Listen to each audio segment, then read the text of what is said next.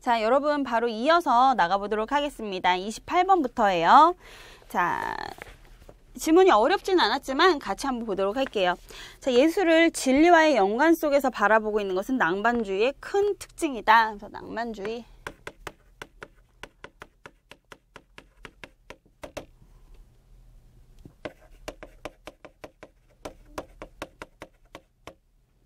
낭만주의에서는 과학보다 예술이 한 단계 높은 진리를 파악하고 있는 것으로 보았다. 이는 예술이 그 독특한 힘으로 이성적, 의식적, 논리적 접근으로는 파악될 수 없는 무한, 영원 등과 같은 보다 심오하고 본질적인 진리나 실제를 우리에게 드러내준다고 생각했기 때문이다.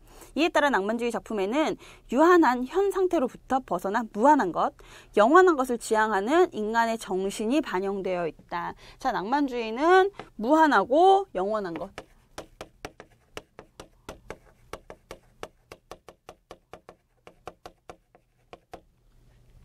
이러한 낭만주의의 경향을 보여주는 대표적인 작가가 독일의 카스파르 다비드 프리드리히다. 그는 그의 풍경화는 광활하고 영원한 자연을 대면한 인간의 낭만적 정서를 탁월하게 보여주었다.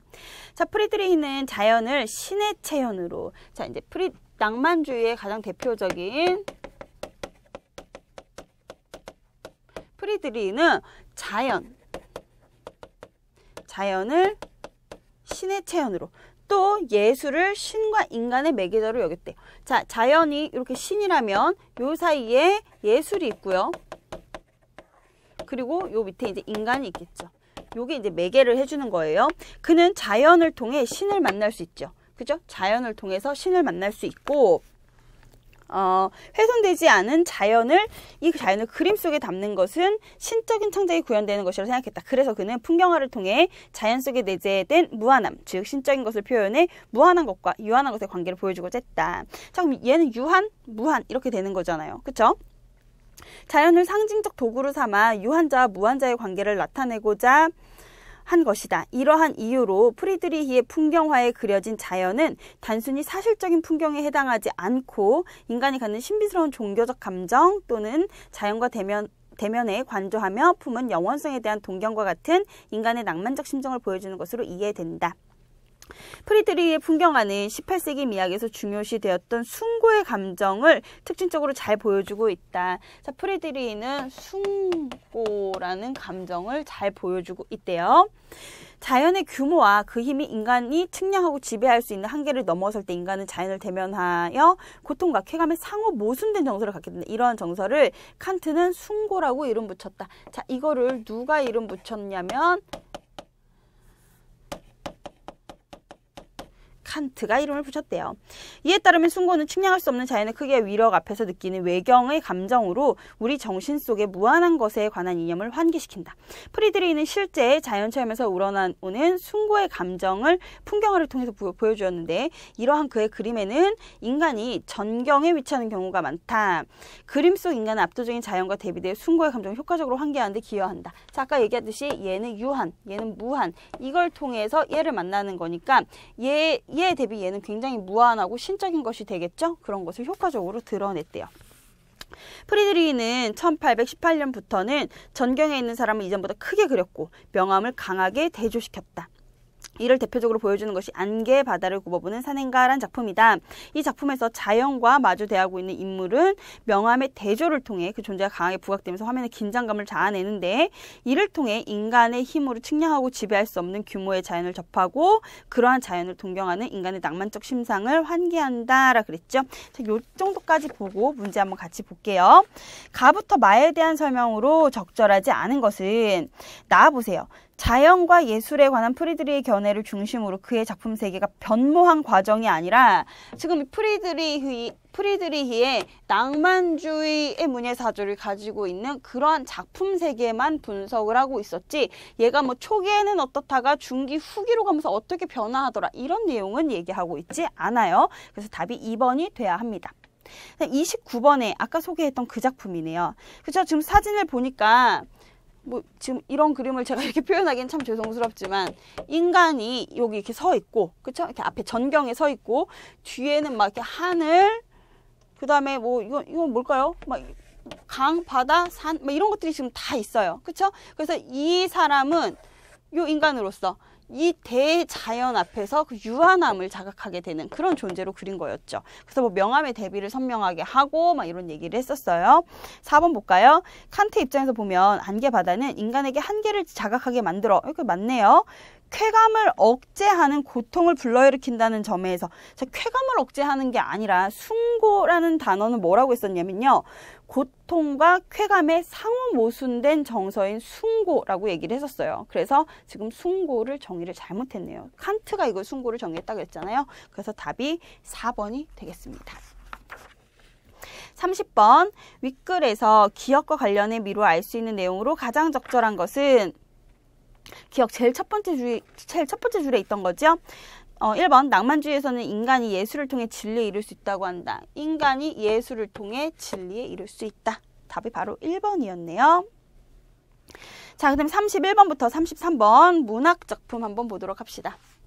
자, 요런 문제를 푸실 때는요. 지금 가나 둘 중에 한 개만 알아도 훨씬 수월하게 풀릴 수 있죠. 그리고 보기가 있으면 보기부터 먼저 읽으시는 것도 요령이에요. 가나를 다 하신다면 좋겠지만 그렇지 않다 하더라도 별로 그렇게 긴장 많이 하지 마시고 푸세요. 일단 이 중에서 여러분들이 뭐 2개 다 몰랐다 하면 뭐 아무거나 먼저 읽으셔도 좋은데 지금 32번에 보면 가에 관련된 보기가 있죠.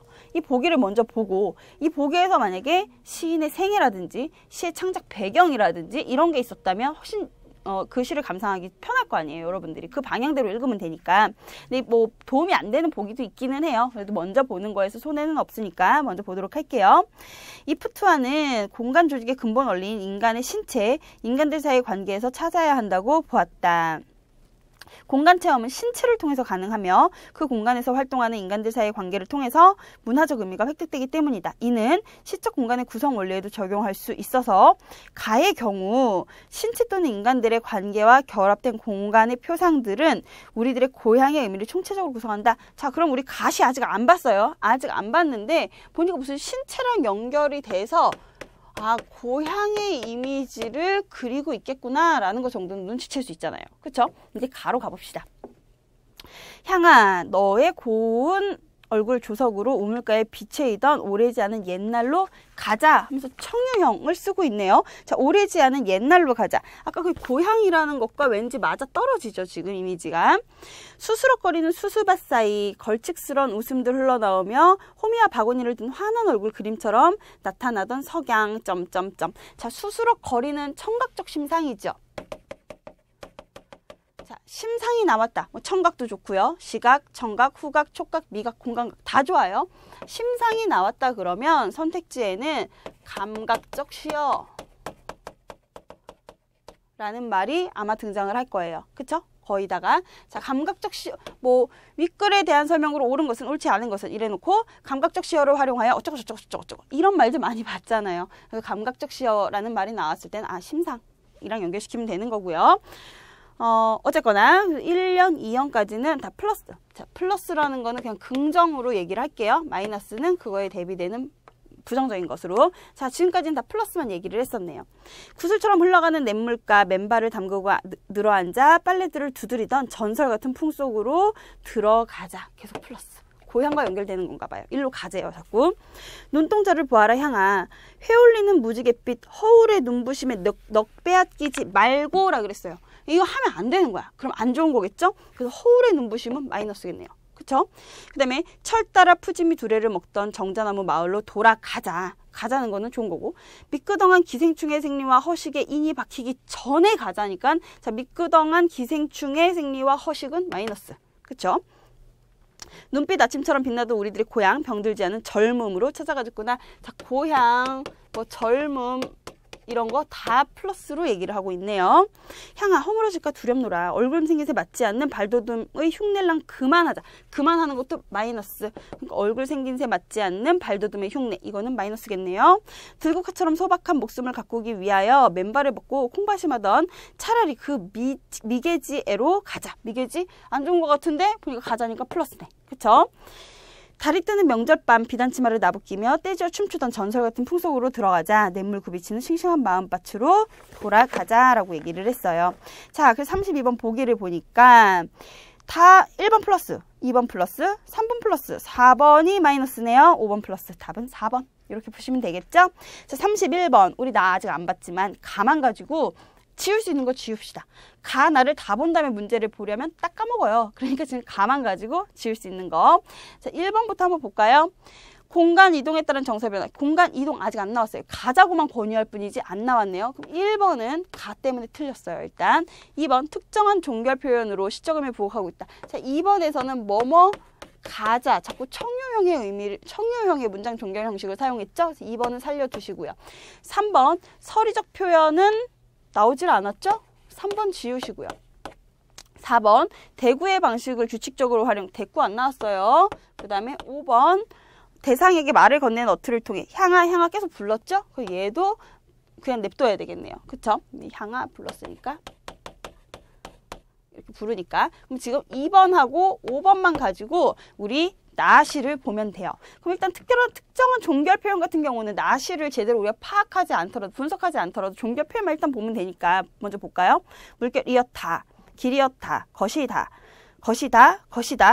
계속 것이다 이러고 있네요. 그런 걸로 봐서는 답은 얘겠죠? 그래서 31번의 답은 2번.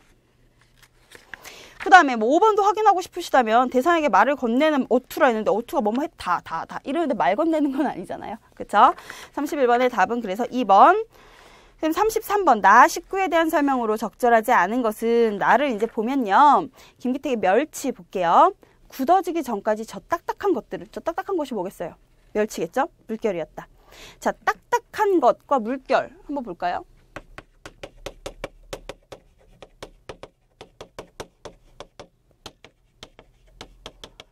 이 딱딱한 것이 원래는 물결이었대요. 그럼 이 두 개는 지금 다르다는 건데 원래는 이거였어요. 근데 이게 됐대요. 이렇게. 그럼 둘 중에 딱 보기에도 뭐가 좋은 거예요? 얘가 플러스고 얘가 마이너스죠. 그쵸? 파도와 해일이 쉬고 있는 바닷속 지느러미의 물결 사이에 끼어 유유히 흘러다니는 무수한 갈래의 길이었대요. 원래는 이랬대요. 길이었다.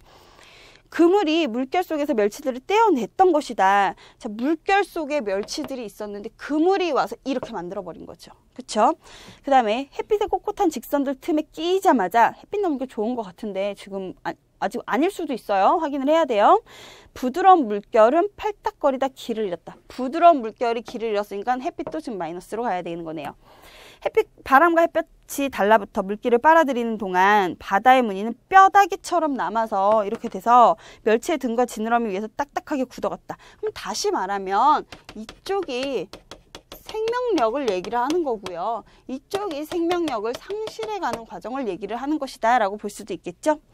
모래더미처럼 길거리에 쌓이고, 모래도 마이너스, 건어물집에 푸석한 공기에 풀리다가 기름에 튀겨지고 접시에 담겨졌던 것이다. 지금 젓가락 끝에 깍두기처럼 딱딱하게 집히는 이 멸치에는 두껍고 뻣뻣한 공기를 뚫고 흘러가는 바다가 있다.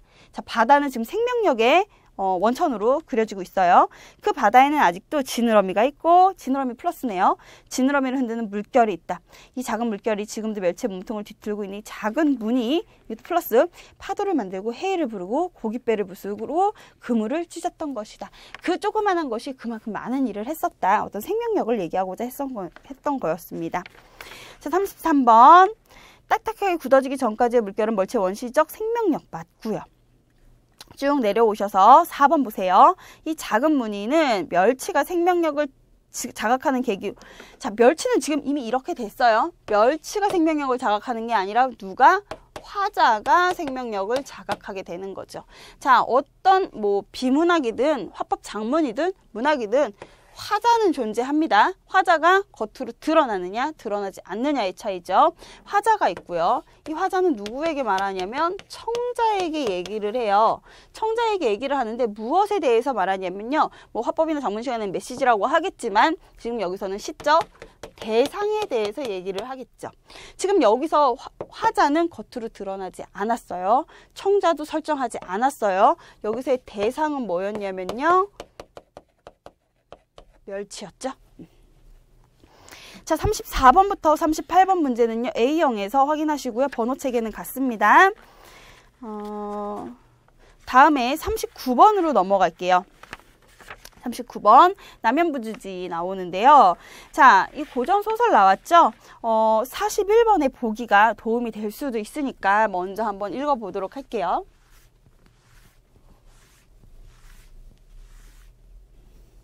41번 남연부주지의 작가 김스십이 살았던 당대의 현실은 세조의 왕위 찬탈이 일어났고 인재가 제대로 등용되지 않아 백성을 위한 정치가 이루어지지 않았던 때이다. 그러니까 뭐 엉망이었다 한마디로 이렇게 보시면 되겠죠.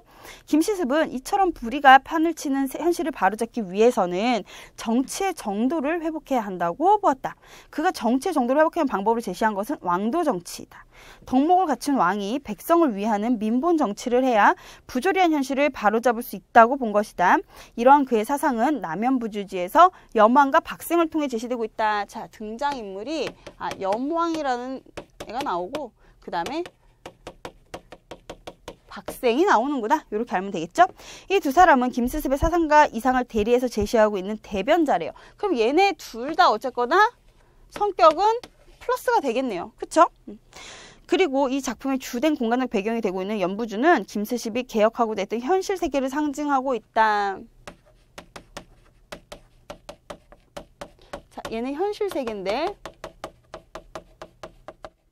자, 여기는 마이너스 있죠. 지금 현실 세계 안 좋다면서요. 세조가 왕위를 찬탈을 했고 인재가 고루 제대로 등용되지 못하고 있는 이 상황에서 이런 플러스들을 등장시켜서 얘를 플러스로 개혁하고자 하는 의지를 담고 있는 거겠죠. 자, 작품을 한번 봅시다. 앞부분 줄거리. 경주에 사는 박생은, 자, 고전 소설에서는요 등장인물이 나오면요 그게 뭐 사람의 이름이 됐든 관직명이 됐든 뭐 호가 됐든 다 동그라미를 치세요.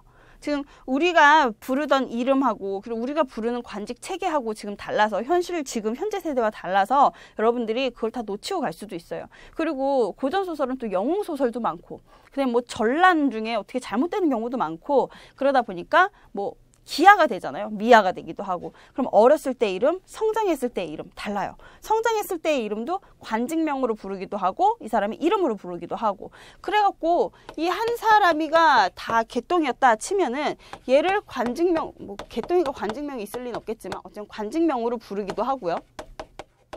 그 다음에 어렸을 때 이름으로 부르기도 하고요. 그 다음에 뭐 성장했을 때의 이름으로 부르기도 하고요. 뭐 여러 가지로 불러요. 그래서 이거를 이렇게 체크를 안 하고 가다 보면 등장인물이 어마어마하게 많이 나오는 것 같은 그런 경우도 생기거든요. 이게 다 한 명이었구나 라는 거를 알 수 있어야 돼요. 등장인물의 동그라미를 치도록 합시다. 자, 경주에서는 박생 동그라미. 학문의 성취 수준이 높았으나 과거에 급제하지 못해 늘 불쾌한 마음을 품고 있었다. 자, 지금 현실 세대가 이렇게 괜찮은 인물을 알아주지 못하는 시절이기 때문에 그렇겠죠. 그러나 그는 인품이 온화해 사람들의 칭송을 받았다. 어느 날 박생은 한밤중에 주역을 읽다가 얼핏 잠이 드는데 꿈에 나타난 저승사자에게 인도되어 연부주에 가게 되고 공간적 배경으로 가게 되네요. 그곳에서 연부주의 임금인 염왕을 만난다. 등장인물 나왔네요. 다 나왔어요. 지금 여기 필기 3개 해놓은 거 다 나왔어요. 박생이 또 물었다. 임금께서는 무슨 인연으로 이 2억에 살면서 임금이 됐습니까? 이렇게 따로 떨어진 이곳에 있으면서 임금이 되었습니까? 임금이 대답하였다. 나는 인간 세상에 있을 때 왕에게 충성을 다하고 힘을 다하여 도적을 토벌하였어. 그리고 스스로 맹세하기를 죽은 뒤에도 마땅히 여기가 되어 도적을 죽이리라 했대. 그런데 그 소원이 아직 다 이루어지지 않았고 충성심이 사라지지 않았기 때문에 이 흉악한 곳에 와서, 자, 이 흉악한 곳이 바로 이 연부주, 그리고 흉악한 곳이라고 한 거 보니까 이 현실 세계를 지금 비판을 하는 거죠. 우두머리가 된 것이요. 지금 이 땅에 살면서 나를 우러르는 사람들은 모두 전세에 부모나 임금을 죽인 자들이거나 간교하고 흉악한 무리들이요. 그들은 이 땅에 살면서 나에게 통제를 받아 그릇된 마음을 고치려 하고 있어. 자, 마이너스였던 게 플러스로 되고자 하고 있다라는 거죠. 그러나 정직하고 사심이 없는 사람이 아니면 하루도 이 땅에 우두머리가 될 수 없소. 과인이 들으니 그대는 정직하고 뜻이 굳세요. 인간 세상에 있으면서 지조를 굽히지 않았다고 하니 진실로 달인이라 할 수 있을 것이요. 그런데도 그 뜻을 당세에 한번 펼쳐보지 못하였으니 마치 형산의 옥이 티끌 주르륵 하면서 비유법을 사용을 하고 있고요. 자, 요런 대화 내용이 계속 나오고 있죠. 지금 따옴표, 밑에 보면 또 따옴표, 따옴표, 따옴표 해서 67페이지 넘어와서 염주의 땅은 이라는 그 부분부터 한번 봅시다. 염주의 땅은 실로 풍토병이 유행하는 곳이므로 우임금의 발자취도 이르지 못하였고 모강의 준마도 오지 못하였다. 붉은 구름이 해를 가리고 독한 안개가 하늘을 막고 있다. 자, 뭔가 분위기를 계속 설정을 하고 있고요. 그쵸? 그 다음에 쭉 더 내려오셔가지고 넘어갈게요. 68페이지. 몇 달 뒤 박생이 병을 얻었는데 스스로 다시는 일어나지 못하리란 것을 알았다. 결국 의사와 무당을 사절하고 세상을 떠났다. 박생이 죽던 날 밤 이웃 사람들이 꿈에 어떤 신이 나타나서 이렇게 알려줬다. 내 이웃집 아무개가 장차 염라대왕이 될 것이다. 죽어서 여기 가서 다시 왕이 된 거죠. 그쵸? 39번 서수생 특징. 4번인 건 바로 아시겠죠? 아니 구조 자체가 계속 따옴표밖에 없었으니까. 40번 윗글을 읽고 알 수 있는 내용으로 가장 적절한 것은 3번 지금 바로 읽었던 부분이네요. 41번 우리 아까 읽었던 건데요. 붉은 구름이 해를 가리고 독한 안개가 하늘을 막고 있는 공간으로 연부주를 형성한 것은 부조리한 이 현실 세계라고 아까 박스에서 다 알려줬네. 그쵸? 2번 여망이 말한 훌륭한 장인은 풍속을 교정하고 백성을 교화해 정치의 정도를 회복하기 위해 임금이 반드시 등용해야 하는 인재를 의미한다고 볼 수 있다. 지금 여기서는 임금이 따로 있고 그 밑에 인재를 말하는 게 아니라 박생 의 저 뛰어남을 알아보는 그런 임금. 그러니까 지금 박생이 굉장히 똘똘하고 사람 성품도 괜찮은데 과거에 급제하지 못해서 등용되지 못하고 있잖아요. 근데 그거는 지금 훌륭한 장인이 얘를 못 알아봐서예요. 그럼 얘를 등용해 줄 사람은 임금이죠. 그래서 박생의 비범함을 알아봐 줄 수 있는 임금이라고 해야 되기 때문에 2번이 답입니다. 42번에 기억에 대한 설명으로 적절하지 않은 것은 자, 기억, 조서를 내렸죠. 여망이 박생에게 신이한 능력을 기르는 방법을 전수해주기 위해서가 아니라 자 왕이 되어야 되는 까닭 그리고 또 당신은 훌륭한 사람이니까 내가 그렇게 당신을 믿습니다. 이런 내용들이 다 들어가 있었던 거기 때문에 답은 4번이고요. 자 이제 마지막 관동별곡 하나 남았네요. 관동별곡은 여러분을 내신에서도 엄청 괴롭혔었던 작품 중에 대표 주자인데요. 여기까지 나와갖고 또 여러분을 또 괴롭혔어요. 자, 관동별곡 근데 의외로 쉽게 넘어가셨던 분도 있을 거예요. 내신 때 잘 해놓으셨었으면. 그죠? 관동별곡은 원체 작품도 길고 하다 보니까 나중에 다시 볼 기회는 아마 없었을 텐데 지금 이 강의를 보시는 분들 중에 혹시라도 아직 관동별곡이 제대로 정리가 되어 있지 않다 하시면 지금 아니면 다시 볼 시간 없습니다. 꼭 다시 전문 한번 보도록 하세요. 자, 관동별곡은요. 여기 나와 있는 거라도 우리 좀 한번 해석을 해볼게요. 행장을 다 떨치고 행장이라는 거는 이렇게 어디 여행 갈 때 내 주변 이런 것들을 그러니까 다 떨치고 그러니까 되게 간소한 차림으로 석경 그냥 돌길에 막대기를 짚어가면서 백천동을 곁에 두고 만폭동에 들어가니 만폭동에다 네모하셔야죠. 관동별곡은 기행가사. 기억이 새록새록 나죠? 관동별곡의 글의 장르는 뭐였어요? 가사였어요. 가사 중에서도 어떤 가사였냐면 일단 정철이 양반이었죠. 양반가사. 그 다음에 전기에 쓰여졌죠. 조선 전기가사. 그 다음에 돌아다녔죠. 기행가사. 그 다음에 형식이 마지막 종장이 3-5-4-3으로 맞춰져 있죠. 그래서 전격가사 이렇게 볼 수 있는 거죠. 자, 그럼 기행가사라는 특징에 우리가 주목을 해서 만폭동이 여정이 되겠어요. 그쵸? 만폭동에 들어가서 뭘 보냐면 은 같은 무지개, 옥 같은 용의 꼬리 섞어 돌면서 뽑는 소리가 심리 밖까지 들리니 들을 때는 우레더니 보니까 눈이 로구나. 얘가 뭘 봅니까? 폭포를 보죠. 폭포를 보니까 그 폭포가 어떠냐면 은 같은 무지개 같고 그냥 옥 같은 용의 꼬리 같고 그다음 소리도 심리 밖까지 들리고 뻥이죠. 과장법. 들을 때 우레소리, 천둥 번개소리 같았는데 보니까 또 눈 같네 이러고 있어요. 그 다음에 금강대 맨 위층에 선하기 새끼를 치니 기르니 자 이제 금강대에 갔어요. 금강대 여정. 춘풍, 봄바람, 옥피리 소리에 첫잠을 깨었나 보다. 호의현상, 흰 저고리에 까만 치마, 반공에 솟았더니 흰 저고리랑 까만 치마가 막 떠있는 게 아니라 학을 그렇게 비유를 한 거죠. 의인법. 서호 옛주인을 반겨서 나대는 거, 놀고 있는 것 같구나, 나대는 것 같구나 이렇게 보시면 돼요. 서호 옛주인이라는 거는 인포. 인포는 죽어서 뭐 신선이 되었다. 이래서 신선을 반겨서 놀고 있는 것 같구나. 그럼 지금 인포가 왔어요, 거기에? 아니죠? 정철 자기 자신이 신선이다 라고 지금 하고 있는 거죠. 소향로, 대향로 눈 아래 굽어보고 자, 소향로, 대향로는 봉우리, 산봉우리에 지금 금강산 갔으니까 어마어마하게 많은 산봉우리들이 있잖아요. 소양로, 내양로 눈 아래다 굽어보고 정양사 진헐대 고티어 엄청 많이 나와요. 다시 올라 앉은 말이 해석 문제로 잘 나왔죠. 앉아서 말하니 아니에요. 앉으니로 끝내셔야 돼요. 앉으니. 자, 지금 진헐대 여정입니다. 려산 진면목이 여기서 다 보이는 거. 려산은 중국의 산 이름. 그러면 지금 금강산에 앉아 있는데 여산이 보일 리 있습니까? 없죠. 금강산이 그만큼 려산처럼 아름답구나 라는 소리예요. 어와 조아옹이 자 조물주가 헌사터 헌사할시자 야단스럽구나. 날거든 뛰지 마나 섰거든 솟지 마나. 자 날면 뛰지나 말든지 뛰거든 솟지나 말든지 이런 표현이죠. 상투적인 표현. 부용을 꽂아놓은 연꽃을 꽂아놓은 것 같고 배곡을 묶어놓은 것 같고 동명 바다를 박차놓고 오르는 것 같고 북극을 떠받들고 있는 것 같구나. 여기서 이 북극은 임금을 얘기하죠. 원래 반짝거리는 건 전부 다 임금이에요. 북극을 떠받치고 있대요. 누가?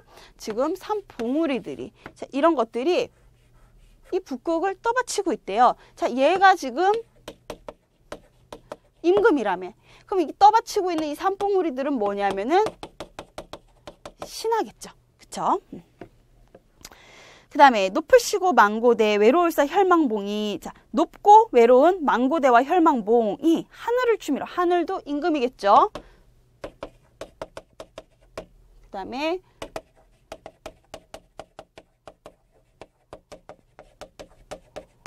얘 산봉우리들이에요. 얘네가 이 하늘을 추미러라는 건 쳐다보며 뭐 받들고 있으며 무슨 일을 말하려고 천만겁이 지나도록 굽힐 줄을 모른다. 얘네는 굽히지 않는 애들이에요.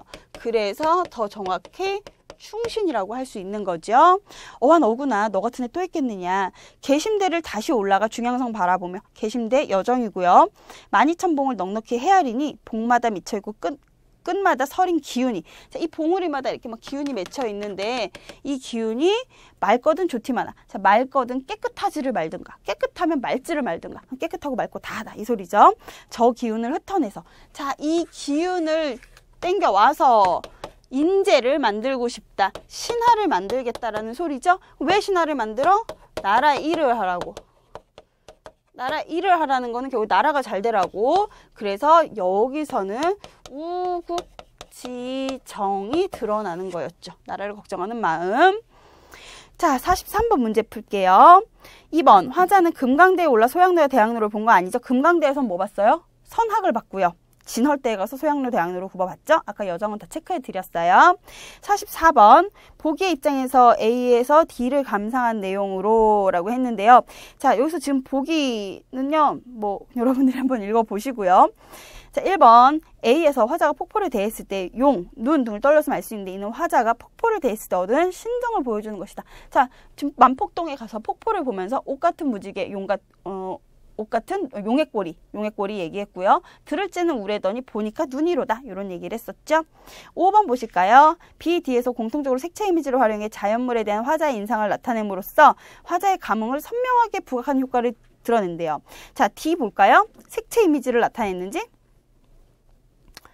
뒤에서 색채가 일단 없어요. 색깔이잖아요. 색채라는 거는. 그래서 일단 5번이 D만 봐도 틀렸네요. 색채 이미지는 드러나지 않았습니다. 자, 45번에 기억에 대해 이해한 내용으로 가장 적절한 것은 기억, 높으시고 망고대 외로울사 혈망봉이라고 여기 필기했던 이 부분이죠. 저렇게 충신이 되어서 살아야 되겠다라는 거. 그래서 45번의 답은 3번이 되겠습니다. 자, 요렇게 해서 지금 B형까지 기출문제는 다 봤거든요. 지금 여러분들에선 15문제가 빠졌어요. 15문제는 A형이랑 중복돼서 A형 강의 참고하시라고 미리 말씀드렸고요. 그중에서 번호책이 다르던 거 하나 있었죠. 그거 아까 필기해드렸으니까 그 부분 찾아서 보시면 될 거예요. 지금까지 해설 강의 함께 하시느라고 수고 많으셨고요. 아까도 말씀드렸지만 뭐 관동별곡이라든지 문학 작품들 여기 나왔던 거 아직 나 이거 처음 봐. 막 이러시면 지금 안 돼요. 지금이라도 하셔야 돼요. 나중에 뭐 안 나오겠지 막 이러시면 안 되고 지금이라도 정리해 놓으시기 바랄게요. 그리고 문법이랑 화법 작문 문학에서 시간을 세이브를 하셔야지 비문학에 투자하실 수 있다는 거 그것도 명심하시고요.